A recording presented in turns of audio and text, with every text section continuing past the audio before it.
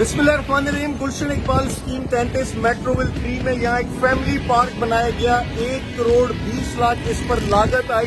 1 lakh square feet से ज्यादा इसका टोटल एरिया है। वजीर आजम इमरान खान के दिए गए फंड से इसको संवारा, इसको बनाया। इससे पहले यहाँ डंपर माफिया का कब्जा था, कचरा कुंडी बना दी थी। इस जगह पर मुख्तलिफ इलीगल एक्टिविटीज होती थी। अब फैमिलीज के लिए इस जगह को संवारा कायम किया। हमारी माशरे की खवातीन के लिए कोई महफूज चार दीवारी की स्पेस होती ही नहीं जहां वो फिजिकल फिटनेस के लिए एक्टिविटीज कर सके। हमारी खवातीन 45-50 साल की उम्र के बाद जोड़ों की तकलीफ में मुब्तला हो जाती, क्योंकि उनके पास कोई जगह नहीं होती। वो अपने छोटे फ्लैट्स, अपार्टमेंट या बंगले में थी और किचन तक उनकी रसाई होती और बाहर कोई एक्टिविटी नहीं कर पाते।